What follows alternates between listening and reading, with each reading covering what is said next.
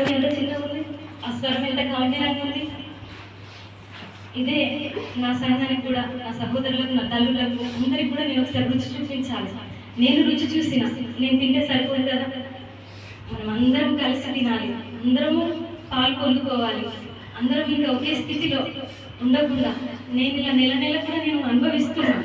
SPS ప్రార్థన పరిచర్య అని ఆత్మీయ తల్లి ప్రారంభించారు. ప్రతి నెల ఒక ఊరిలో, గృహం దగ్గరైనా పెట్టుకోవచ్చు, చర్చిలోనైనా పెట్టుకోవచ్చు, ఎక్కడైనా పెట్టుకోవచ్చు. ఎస్తేరు ప్రార్థన అంటే స్త్రీల కూడికి. అది కూడా ఎస్తేరు తన జాతి కొరకు 3 దినం ఉపవాసం ఉండి ఆ జాతిని సంపాదించుకుందా లేదా, వారికి ఏ హాని కలగకుండా ఏమంటారు క్షేమంగా ఉంచుకుంది. అంటే దేవునితో పోరాడింది, పెనుగులాడింది, దేవునితో ఉపవాసం ఉంది. అట్లా తన జాతికి ఏం జరగకుండా చూసుకున్నది. అలాంటి ఉద్దేశంతో ఎస్తేరు ప్రార్థన పరిచర్య అని చెప్పి ఆత్మీయ తల్లి తన సహోదరుల పెద్ద అత్త అంటారు, నేను అత్త, వీరిద్దరు కలిసి ఇంకా కొంతమంది పాస్టర్ వాళ్ళు కలిసి ఇట్లా ప్రతి నెల ఒక్కొక్క ఊరిలో అట్లా పెడతా ఉన్నారు. ఇప్పుడు నేను 3 సార్లు అటెండ్ అయినా, చాలా నేర్చుకున్నాను. నాకు పదే లోపల గుచ్చుకునేది ఏంటి అంటే, నా సంఘంలో కూడా, అంటే నా సంఘమే కదా మన దగ్గర ఏది, మన సంఘంలో కూడా ఇలాంటివి జరగాలి. స్త్రీలు ఎప్పుడు ఒకే స్థితిలో ఉండకూడదు, ముందడుగు వేయాలి. ఇంకా ఒకే ప్రార్థన చేస్తున్నాం, వాక్యం వింటున్నాం, ఆత్మీయ తండ్రి ఆత్మీయ ఆహారాన్ని అందిస్తున్నాడు, సేవకురాలు చూస్తున్నారు. కానీ ఇంకా కొత్తగా మనం ఇప్పుడు మామూలుగా చికెన్ కర్రీ అనుకుంటాం. ఓన్లీ చికెన్ కర్రీ కాకుండా ఒకసారి ఫ్రై చేస్తాం, ఒకసారి పులుసు పెట్టుకుంటాం, ఒకసారి బిర్యానీ చేసుకుంటాం, ఒకసారి బాస్మతి రైస్ తోటి చేసుకుంటాం. ఆ రీతిగా వాక్యాన్ని ఎన్ని రకాలు, ఒకటే వాక్యము కానీ ఒక్కొక్కరు నోటి నుంచి ఒక్కొక్క మాట వస్తుంది. అందులో 1 గంట ప్రసంగం ఉండొచ్చు, అందులో ఒక మాట చాలు మన హృదయాన్ని కదిలించడానికి, నా హృదయంలో నాటబడడానికి.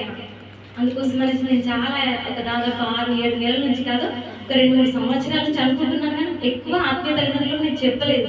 నా మనసులో ఉంచుకున్న, ఒకసారి పెడితే బాగుంటుంది అన్నయ్య అని చెప్పి అట్లా అక్కడికి అన్నయ్య చెప్పిన అంతవరకే ఉంది. కానీ ఈ 2024లో అంటే నేను కొంత అక్కడ చాలా అనుభవించిన.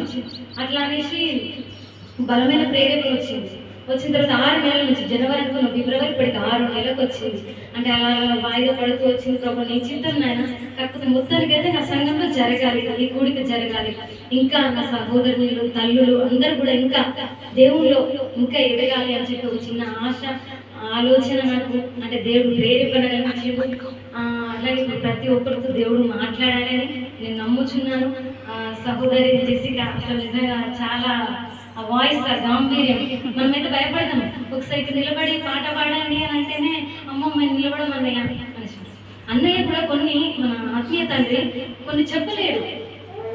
ఎందుకు అంటే నొచ్చుకుంటారేమో, బాధపడతారేమో అని చెప్పి. కానీ ఎక్కడైనా కూడా ఖచ్చితంగా, అంటే వాక్యంలో కూడా ఉంది, ఖండించుటలోను బుద్ధి చెప్పుటలోను అని వాక్యంలో ఉంది కదా. అట్టి రీతిగానే అన్నయ్య ఏం చేస్తారంటే, మేము ఇక్కడ నుండి సుదూర ప్రాంతం వచ్చిన కదా, మేమేమని అంటే వాళ్ళు ఎలా వెళ్ళిపోతారో ఏం, దానికి వచ్చి భయపడతాడో ఏమో నాకు తెలీదు. అమ్మ సువార్తుంది వచ్చే నెలలో అంతే. అంటే నేనేదో పెద్ద గ్రేట్ అని మాట్లాడట్లేదు, నేను మీకంటే పనికి మాలిన విలువ లేని దాన్ని మాట్లాడుతున్నా. నేను సువార్త వచ్చే నెలలో పలానా డేట్ అంతే అంటారు.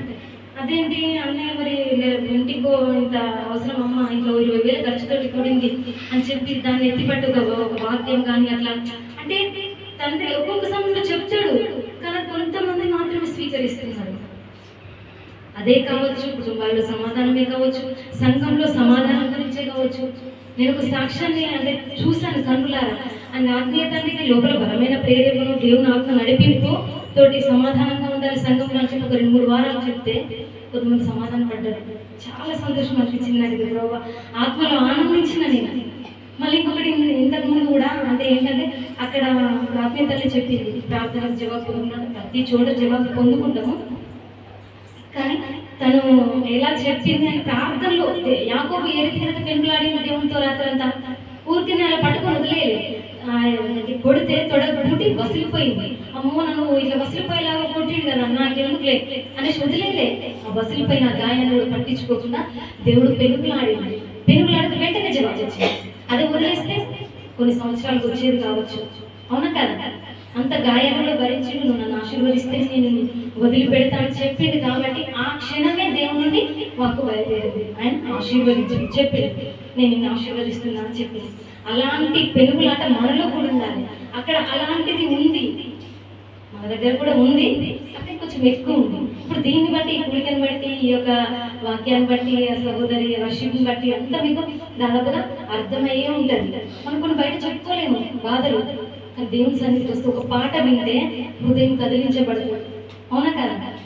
ఆత్మలో ఆనందం, కళ్ళ నుంచి కన్నీరు వస్తుంది.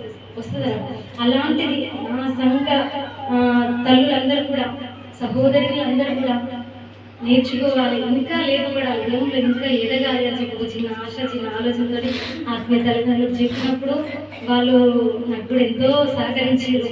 ఓకే బిడ్డ పెడదాం తప్పకుండా అనేసి చెప్పారు. ఎంత సపోర్టివ్గా ఉన్నారు. అంటే నేనే హైలైట్ అయిపోతాను ఏమో అనేసి కొంచెం భయపడి వెనకాల ఉండి వాళ్ళని పుష్ చేసి ముందుకు నెట్టినాయి. మీరు చెప్పినట్టుగా ఉండాలని చెప్పిన వాళ్ళు కూడా నా ఆలోచనను వాళ్ళు కాదనలే, ముందడుగు వేసిర్రు.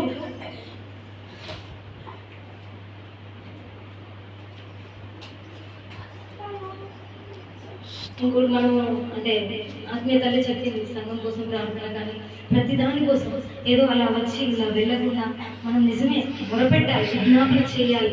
అవునా కాదు? మన కుటుంబ అవసరతలనే కాదు, అందరి గురించి చేస్తున్నాం. కాకపోతే ఇంకొద్దిగా మామూలుగా చికెన్ తింటున్నాం కదా, బిర్యానీ చేసుకున్నాం. ఇప్పటి ఈ ప్రార్థన నుండి బిర్యానీ వండుకొని తిన్నాం.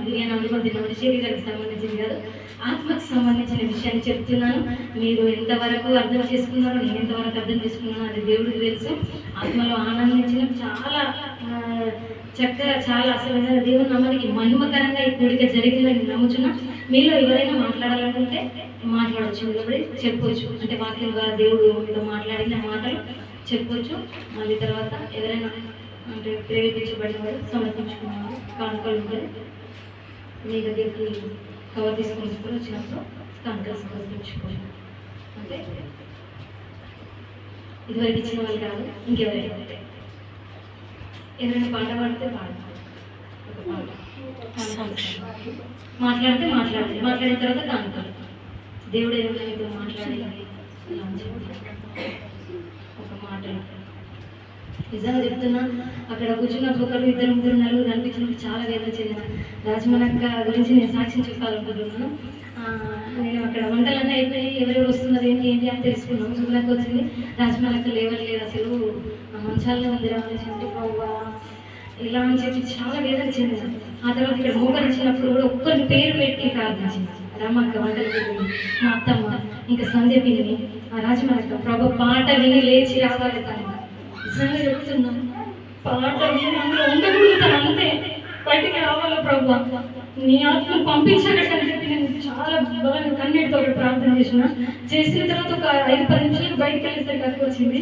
ఆత్మలో ఆనందం కన్నీళ్ళ రూపంలో తనకు తెలియపరిచిన నేను. దేవునికి మహిమ కలుగును గాక.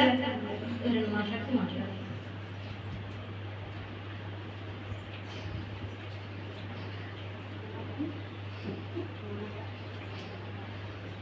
ఒక చిన్న పాట పాడాలి.